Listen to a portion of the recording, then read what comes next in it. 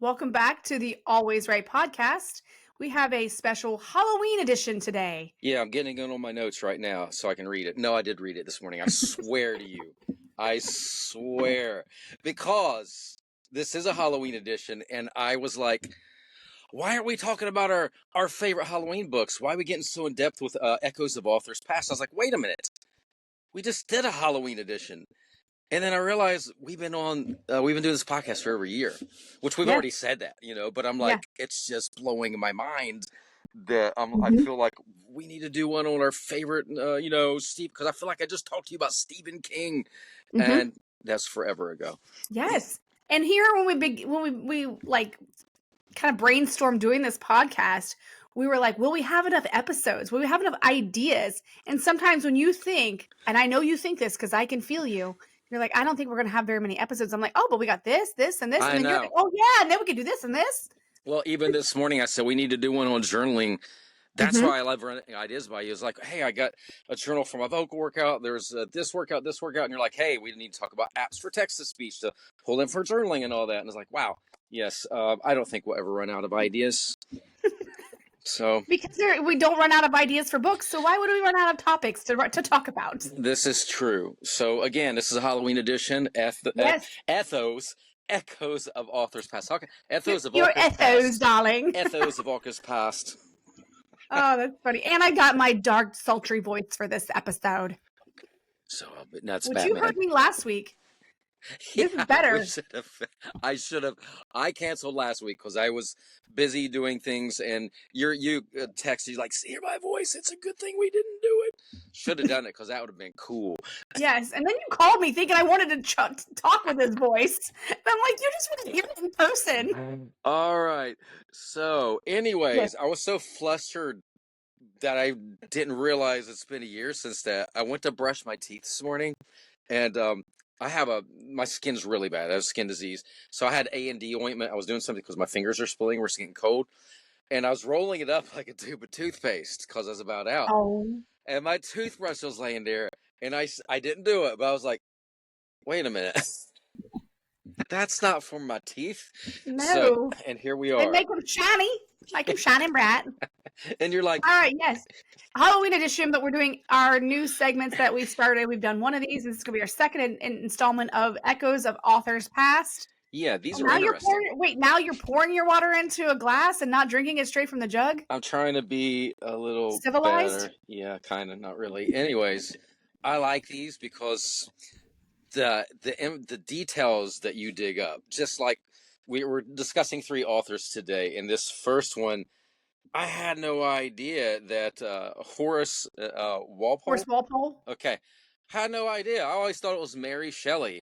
Was like the first, was the inventor of horror, and so this is kind of cool. I'm like, all right. Well, I mean, so these are the people that and I am giving these 3. We're talking about 3 authors: Horace Walpole, Mary Shelley, and then we're going to go into Edgar Allan Poe. Now, I'm choosing those 3 because there's so many more we can talk about. We can talk about them in future episodes, but we're just pulling these 3 in for a reason. Horace Walpole is given the credit for making this genre a piece of literature, not essentially the first writer of horror and scary. He's essentially the person who put it kind of on the map as a genre. Okay. And then we've got Mary Shelley. I wanted to do a female. And then we have Edgar Allan Poe, who's given a lot of credit for being kind of mysterious and dark and, twisted. Where did it come from? Where did this horror genre come from, which we talked about in the year episode a year ago? Is kind of a lot comes from that, like the story, the oral traditions of stories. Yeah, years ago, death, religion, demonic principles, anything that could, I guess, scare a person. Now that's anything that's going to manifest fear. Yep, and I kind of wonder, even with the witch trials, that started from lore. Well, yeah, and so something from, and I'm going to pull this from my ASU education and from Dr. Daughtry in her class, Witchcraft and Heresy. One of the things that you learn about the church was when the people were walking in, there were all these gargoyles and these demonic things as they're walking in, things to kind of show them they had to walk into the church to be safe from those things in the outside world. It was very what's the word? What's the word I'm Gothic. looking for? No, it's kind of metaphoric. Okay. Yeah, in a sense, it was very metaphoric how, these things. So these things were created by imagination. A lot of times when witches were tried, they would hear other women saying what the devil looked like, and these things were always kind of given to them by their torturer. Like, oh, he had horns, didn't he? And they would say it, deny it, and then it'd be like, oh, he had hooves for feet. Yes, whatever to stop the torture, because they knew they were going to die. They just didn't want to be tortured any longer. A lot of that was just more like being put into their head, essentially. Oh, that's a whole other. What are you beeping? That's You get- my hydrogen water. Oh, I thought you needed to flip your pancakes. No. Oh, shoot. I'll be right back. No. I think of like vampires, werewolves, ghosts, and how they came like, I heard something. We'll make up a tale. Someone just died, and then the pot fell off. It's got to be them. They haven't left. They're in the spirit realm. Or werewolves, I'm sure somebody was mauled by a wolf, and then they try to tie it and make it into a horror thing. Vlad the Impaler, vampires. So a lot of that. Yeah. But I digress. Let's get back on point because Yes. this author wrote a book called The Castle of, I can't even read. I can't see. Or Otranto. Thank you, darling. That may not be right. My glasses are dirty too. Otranto.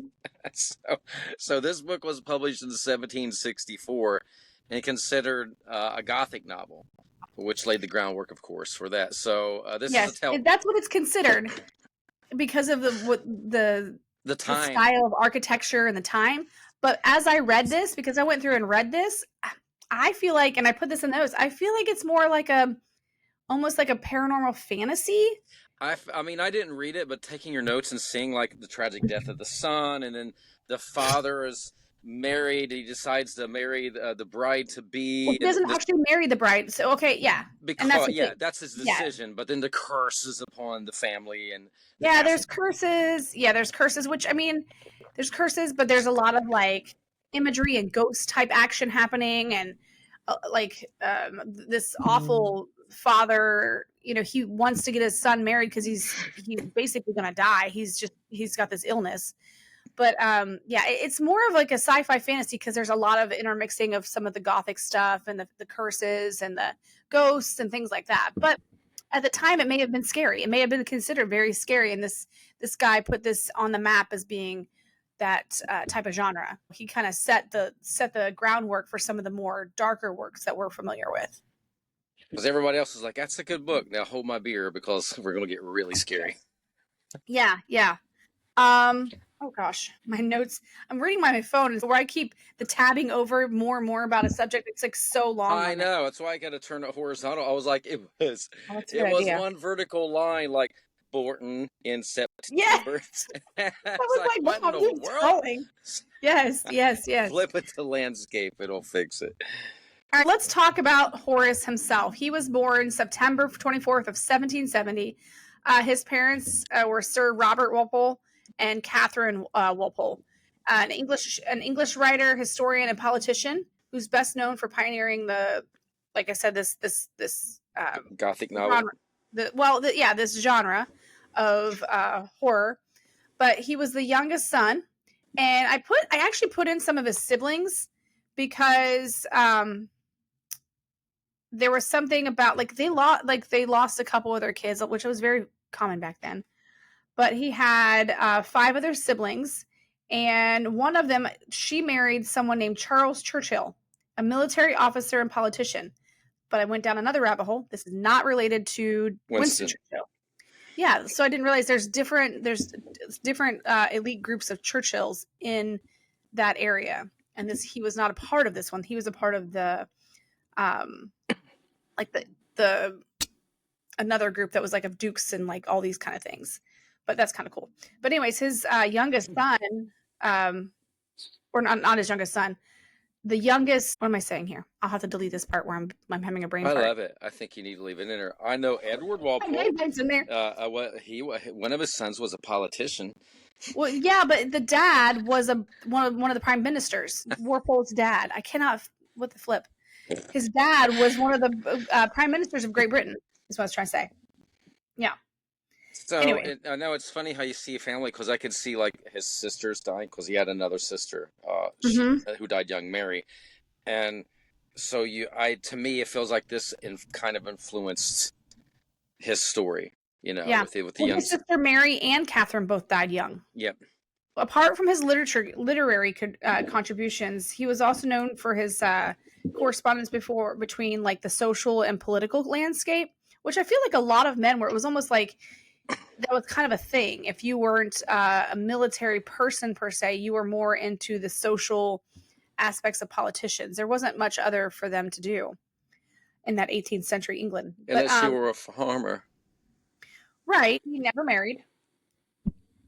So therefore, he spent a significant part of his life dedicating to a lot of his correspondence and collecting artifacts, and he had a lot of friendships and literary likes in that social scene that he was in. Yeah, so, it seems like a lot. It's funny. We in the other episode of Authors Past, so many people knew so many people. It seemed like a smaller circle than what you would think. Like, no wonder they were influenced to write. The original writing communities, the original like aspiring authors groups. Yeah, they were tight. Yeah, yeah. He had a fascination with this whole genre and this era. So that's kind of what kept him in that mind frame of writing.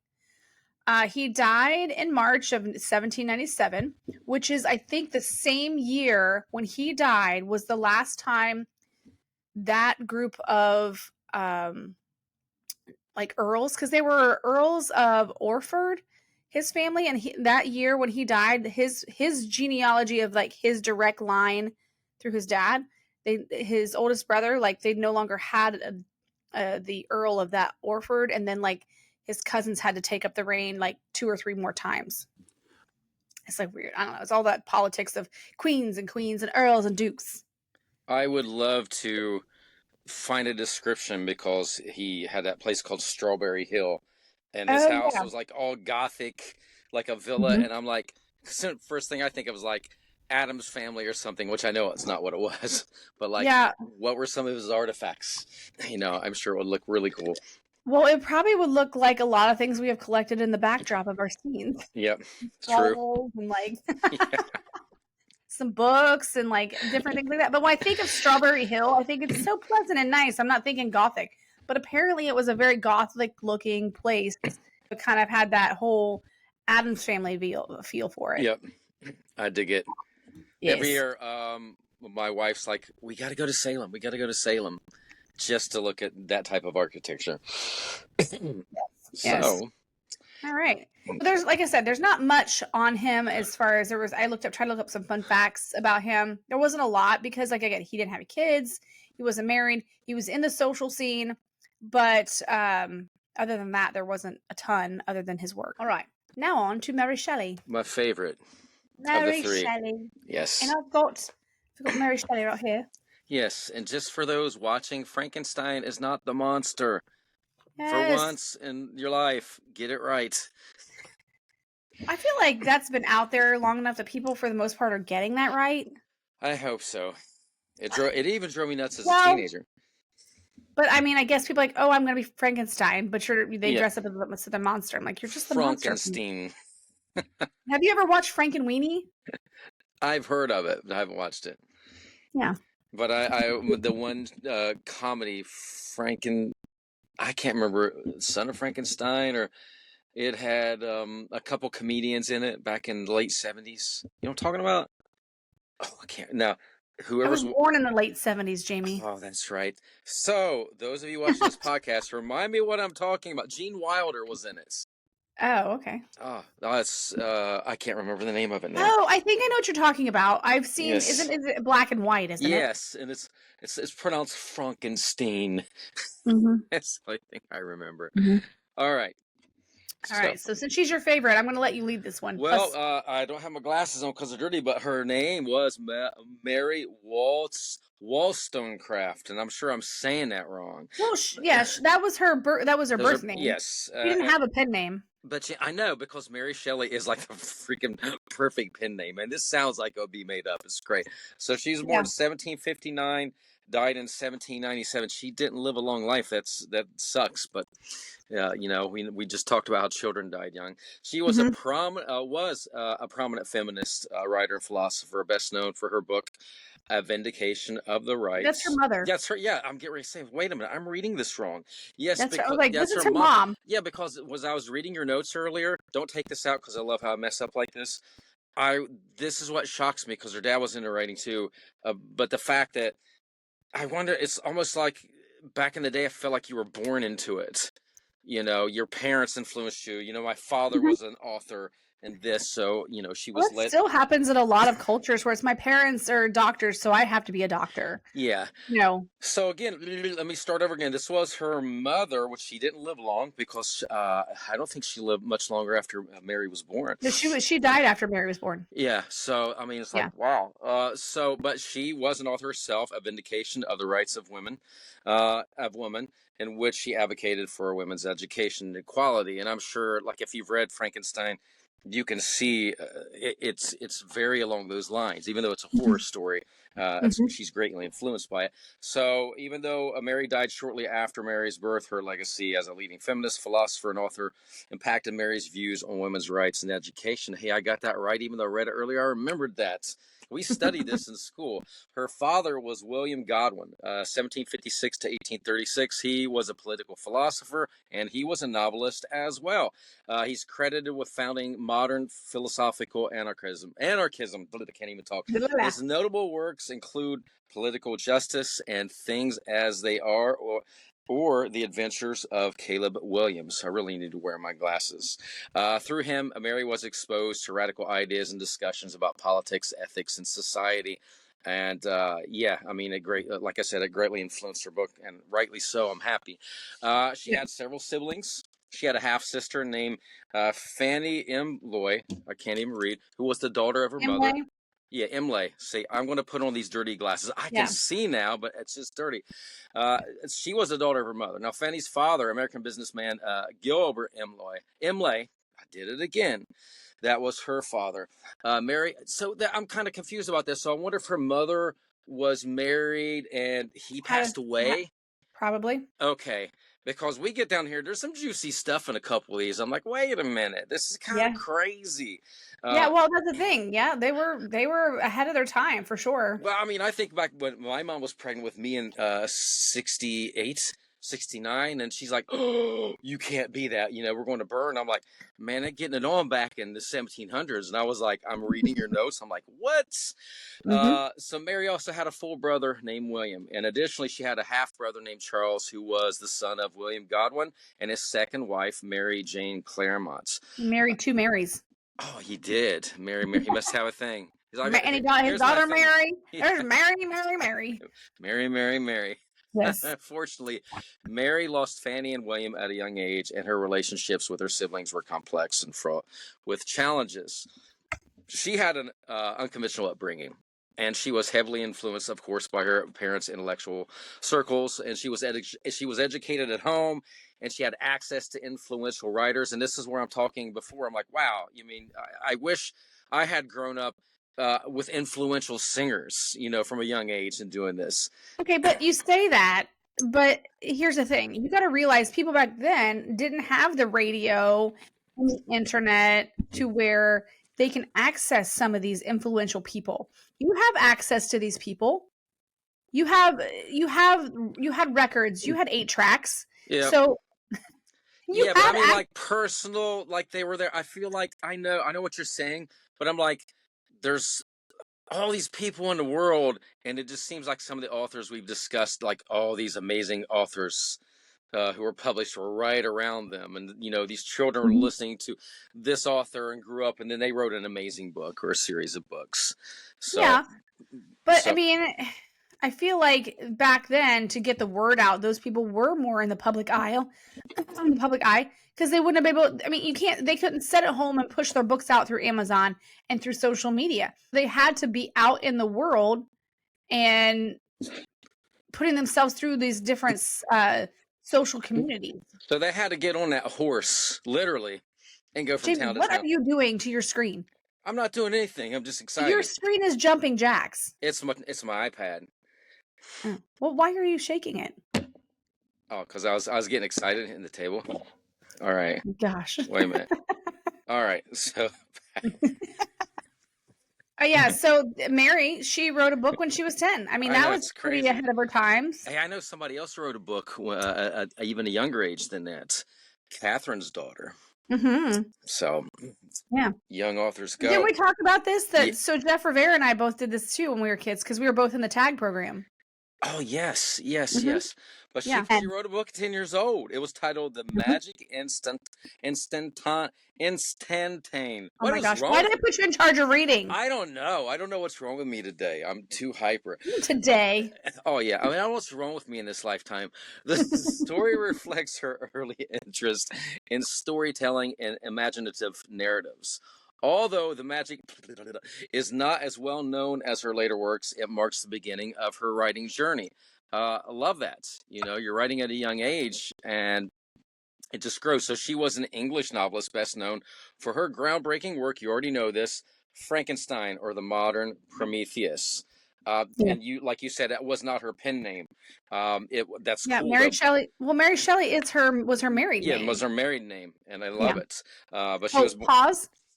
You got the monkey book. Yes, so author Catherine Horsley. Her daughter, Scarlett Horsley. Her book is Mr. Monkey and the Dragon. Yes.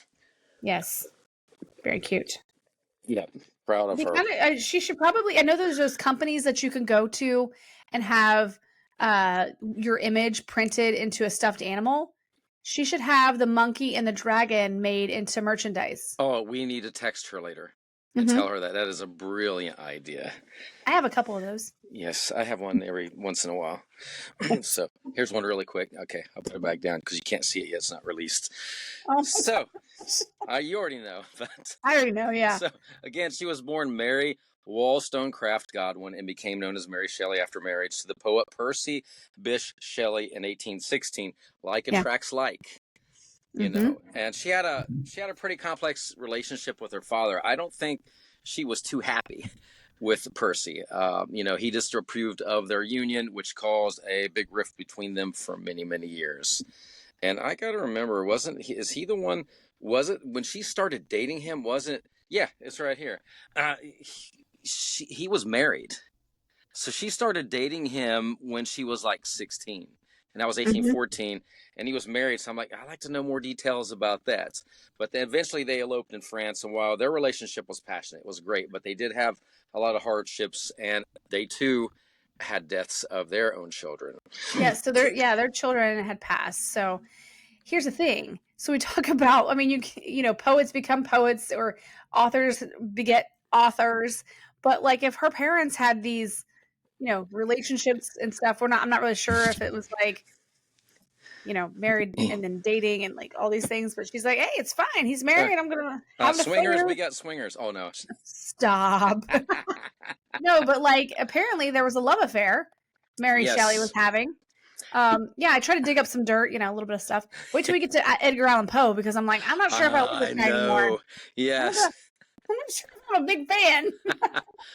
The Enlightenment and Romanticism, the intellectual climate of the time influenced by Enlightenment ideas about science and reason, as well as romantic ideals about nature, emotion, and the individual's relationship with society, deeply affected the way that she wrote. And she loved to explore themes of creation and the consequences of defying natural balance.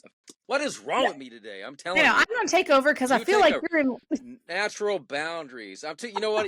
It was 9:30 when we started. She's like, "Are you alive?" And I'm like, "Yes, I'm alive. I'm ready to go." Yes, I'm alive. That's perfect for this segment. That is so funny. Anyway, she liked the consequences of defying. I'm done. Okay, I'm taking over.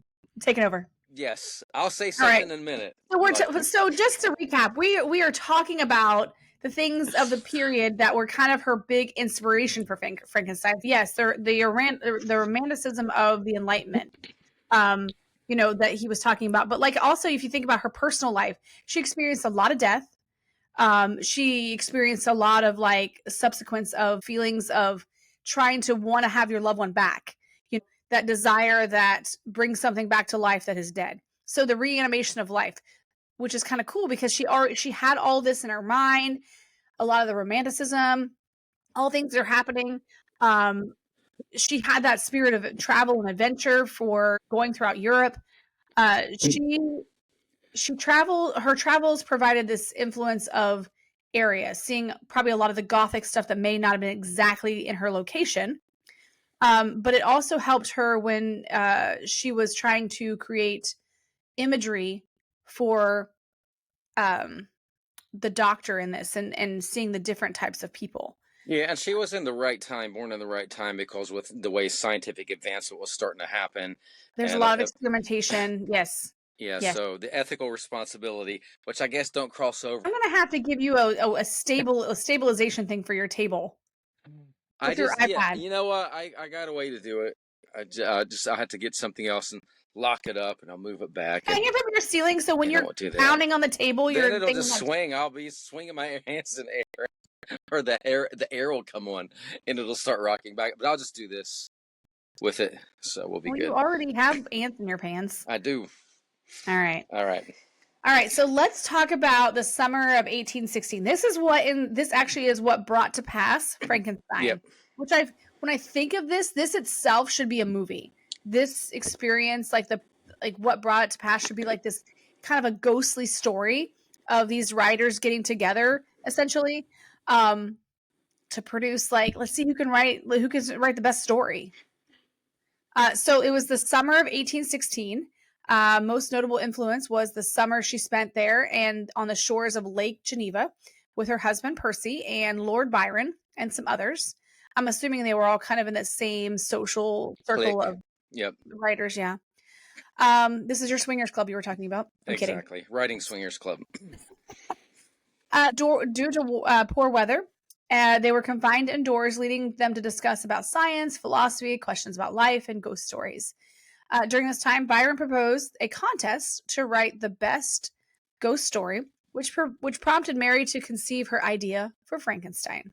Imagine it's gloomy, there's lightning happening, and they're already talking about ghost stories, so they're talking about dead or the dead. They're talking about all these philosophies of life and experimentation with life and all that stuff. So it's kind of like building up in her spirit to where it's like, okay, now who can write a story? And she came up with Frankenstein, which was genius of her time, of a woman. But so collectively she was able to this inspired Frankenstein that delves into the complexities of life and life afterwards and reanimating life, and the ethical implications.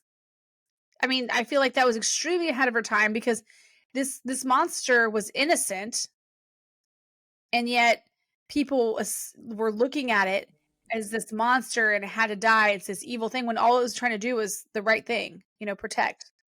Yeah, but even that, thinking about the ethical considerations of it, we're not gods, and here you are bringing something Mm-hmm. back to life.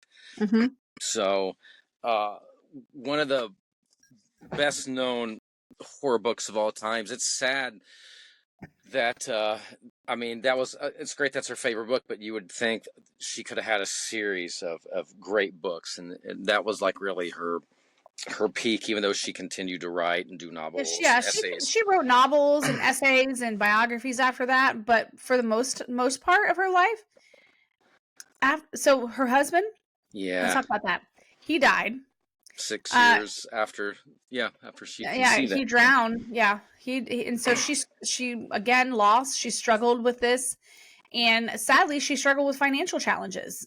You hate to hear that because it's such a great story that has preceded time, and she probably would have made tons of money. Yeah, and I wonder because I know that her husband was a poet. He was a Mhm. writer as well, and I know she went on to promote his works and edit some stuff.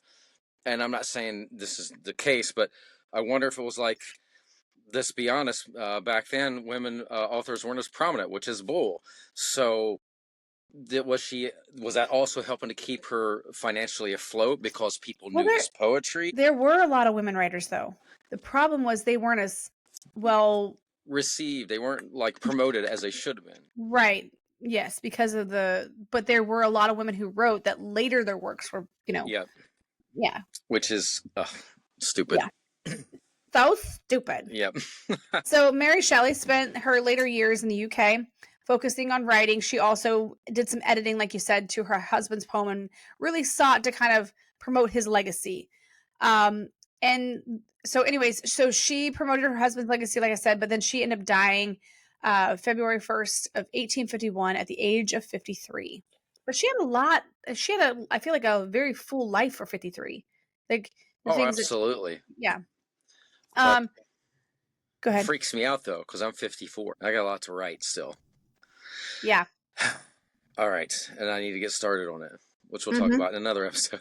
Yeah. So next week's episode, was it next week? No. Coming up, we're recording an episode that we're gonna put a fire under your butt. Yeah, I'll be tag teamed by two ladies saying, "Get this book done." Yes. Yeah, we're gonna have Pseudo right on. They're gonna actually join us and go over some stuff. So that will be super exciting. Tune into that. All right. Now let's move on. Mary Shelley, her legacy endures, obviously, like I said today. And it just you hear Frankenstein, everybody knows what Frankenstein absolutely yes is, essentially, other than they don't realize sometimes it's the doctor, not the monster. Yeah, well, she was definitely my favorite author when I was reading in high school. I know we're moving on, and I'm gonna get smacked for saying this. I just could never get into Edgar Allan Poe. Read quite a bit of it. Yeah, so the only one that really I liked was The Raven. That is really the only one. I didn't really get into stuff either. And now that I've got to know him on a different level, I don't know. I know, but he's kind of like, it's kind of bizarre. He's still an icon. Yes. Of darkness, Yes, so it's kind of like if Hannibal Lecter wrote a book. No. Yes. All right, so on to the next one. Yes. Edgar Allan Poe. Yes, he was born in January 19th of 1809 in Boston, Massachusetts. I kind of said that right. I want to keep the flow going. Massachusetts. He was orphaned at an early age, but he was taken in by a wealthy Allen family of Richmond, Virginia. And he had a tumultuous relationship with his foster father, John Allen, who contributed to his lifelong financial struggles. So, yeah, and I know he briefly attended university, I believe it was in Virginia, but he left because of financial difficulties, and he ended up enlisting in the military. And he eventually left that too to pursue a career in writing. So I'm like, wow. Because nowadays it's like, you're on and we're trying to sell books and everything. It's like a lot of authors we meet like, well, what do you do for a living? Well, I'm a school teacher, but I also write books. So back then, just to hear these, like, I'm leaving the military because I'm going to become a writer. I'm like, yes, that was kind of cool to me. What was not cool, and maybe the next part. Yes, but maybe it was more prominent. You think back in the times with farmers and stuff. I was still kind of weirded out. He was 27. And he married a 13-year-old, but hey, wait, it gets crazier. But okay, but it says cousin, but he was orphaned. Oh, so this it may is not true. be his blood cousin. It might be just his cousin through the foster family. No, see, that makes me feel a little better. Well, no, I mean Darwin married his cousin. Yes, Jerry Lee Lewis married his cousin. And then or Jerry Lewis. Einstein. One of those. Yeah, the piano player. Einstein? Yes. Really? He married a relative, like a cousin or a sister. I don't know. Well, I mean, it must have worked out because they loved each other. They got along great. They had a fond, true, like relationship. Anyways. But she died young. She was like 24. Yeah. Crazy. Yeah. And so he became best known for his work as an editor and a literary critic, but found true success with his writing, particularly of his publications of The Raven in 1845, which garnered him national fame. And as I got to kind of go down the spiral of him, he was a raving madman, essentially. Yeah. that sometimes I felt like he put it in his work, but at the same time, he was very harsh with people. But anyways, reportedly, he had a pet cat named Katerina. Katerina, Katerina, yes, which yes. sat on his shoulder when he wrote, so it was probably, if he was that nuts, he's probably, what did you say? Okay, I'll put that in my That was writing. he just changed it to a raven. Yes, that's Well, I'll have to send you pictures of my cat the other day because when I was working on stuff, she jumped up on my lap and then she sat behind me and she's like smelling my hair. And then she sat on my notebook. And then I went into the bathroom to start doing my makeup to go to the volleyball game. And I just looked out to see if she was following me and she just kind of peered her head like, what are you doing? Like, where'd you go? that's like common sense around here. I mean, we have too many cats. One cat is always on us. But when I read earlier that his cat was Katerina, I swear to you, I don't know if you've seen this video. This mom comes into this boy, he must be like 7 or 8. She says, "What did you name your pet moth?" Have you seen that video? And it's the cutest laugh. He's laughing. He says, "Matthew," and it makes me think of this. Like it's supposed to be like Matthew. Yeah, but it's Matthew because it's a pet moth. That's so funny. So what are you going to name your cat? Edgar? Matthew. Katerina? Yeah. Oh, literally, I got it now. Are you kidding me this whole time? Sorry.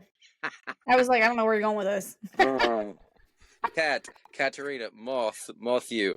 Yeah. Okay. All right. My bad.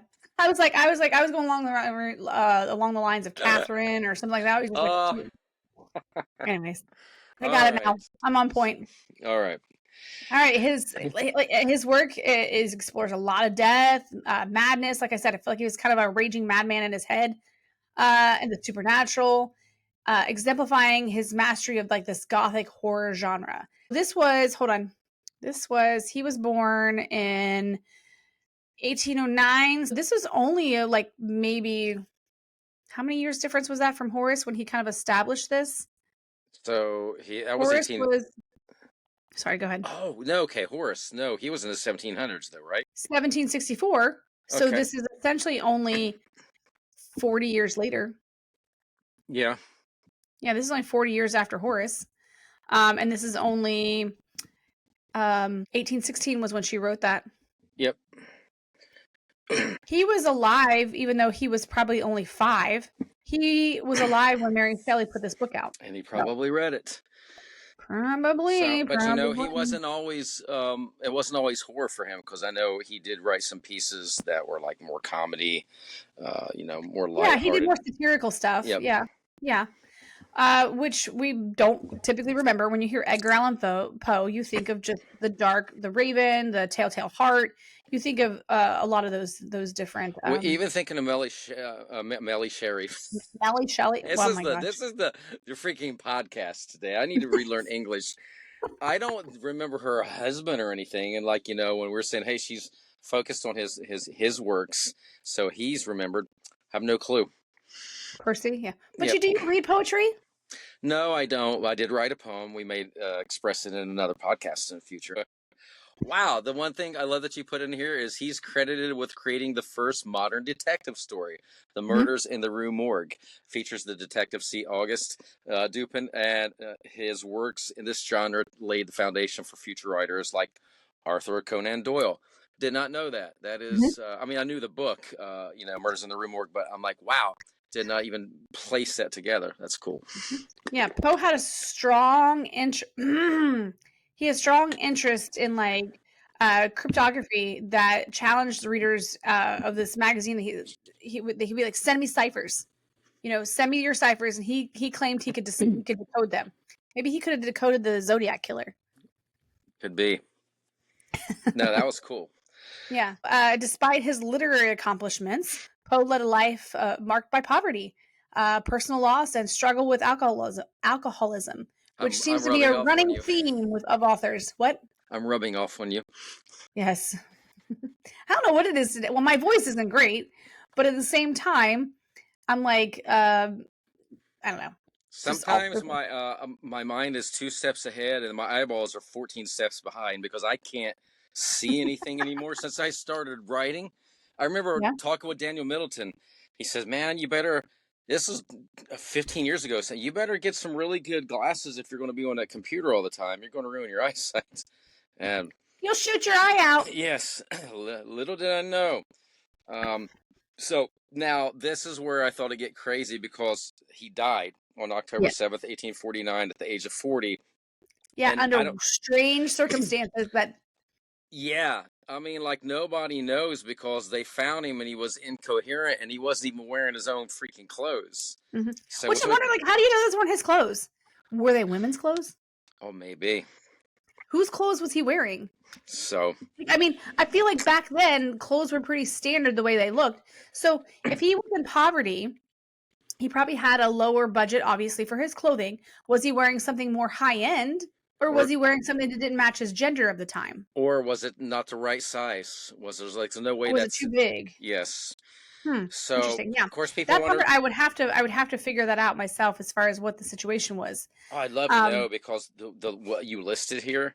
I'll let you start. So these but are these are some of these are some of the theories. These are just theories. Let's see here. Let's move on. So like we said, he struggled with alcoholism. So Poe had a well-documented struggle, and he suggested that maybe he suffered from intoxication and related complications. That doesn't quite give you an idea why he's in someone else's clothes. Yeah, the second one, cooping. I never even heard of this. This is yeah. insane. So this is where people listen. I'm sure people are like, this is what's happening today. Yeah, exactly. I've been cooped. Yes. Oh, so cooping is where people would they would essentially drug you. They would change it was clothes. It was a form of voter fraud. Individuals would be kidnapped, they would be drugged or intoxicated, and they would be forced to vote multiple times in a particular candidate's disguise as a disguise. This would explain the strange clothes he was found wearing, but it wouldn't explain his death. Unless having him vote like that and then killing. Unless we have everyone vote 2 or 3 times. Let's make this guy vote 4 times. One more dose is not going to kill him, and then boom. Yeah, I would be interested to know, like, I mean, because the odd clothing is the mystery. I feel like if he had just died in his own clothing, it'd be like, oh, alcoholism. Yeah, he died or he had a heart attack or something like that, or epilepsy. Yeah. But you could totally spin this story to be like, there was a serial killer that did this to people. Mm-hmm. Were there other people in that time that were found not in their clothing? Because serial killing wasn't a major. Well, you would think.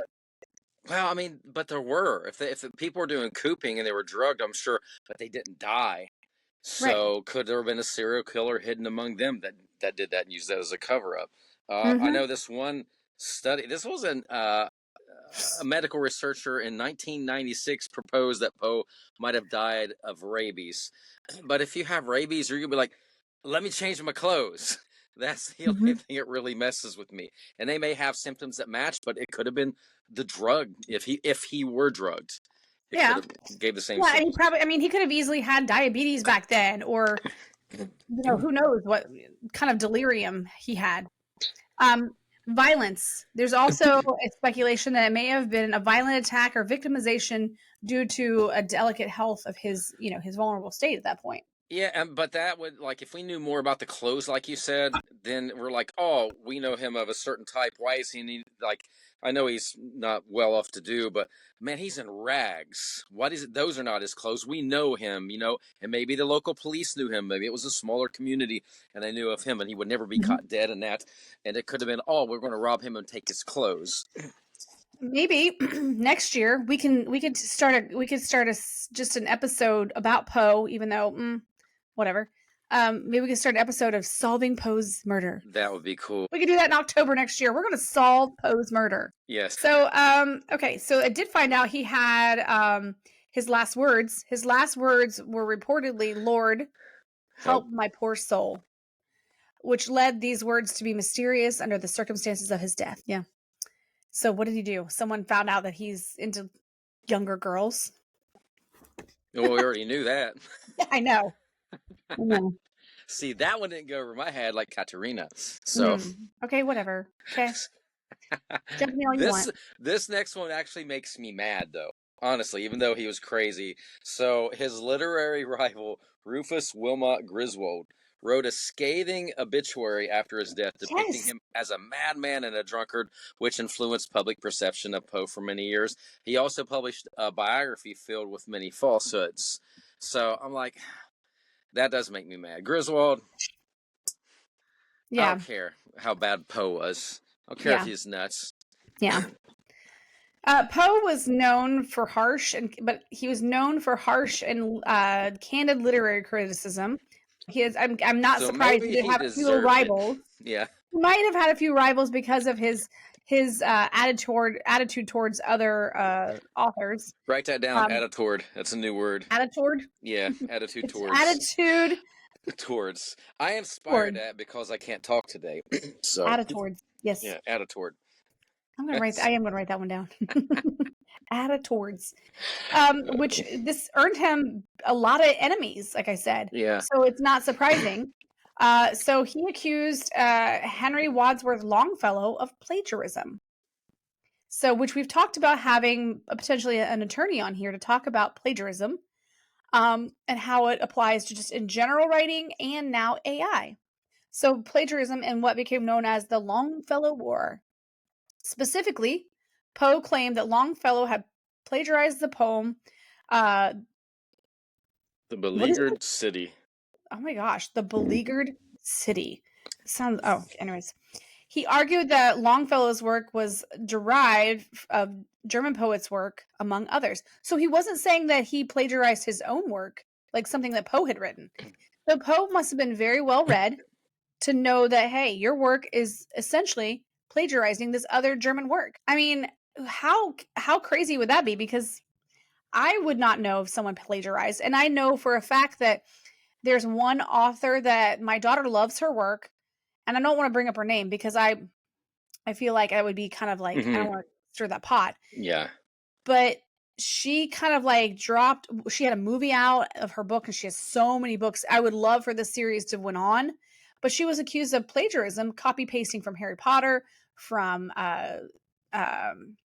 Twilight. She was accused of all these things. And I think Stephanie Meyer was even accused of it, but it was pushed out because it was like, no, that didn't happen. Which I'm surprised that you could do that back then with so many works. That would be very hard to prove. Yeah, but think about the time. We didn't have the internet, and it would be hard to prove unless somebody was well read like Poe. So I'm sure maybe ethical, they weren't really considering it back then as plagiarism. Like, oh, this story really inspired me. I like the way he wrote that. I want to kind of copy and do the same thing. We see it today. We've seen it for years in Kindle.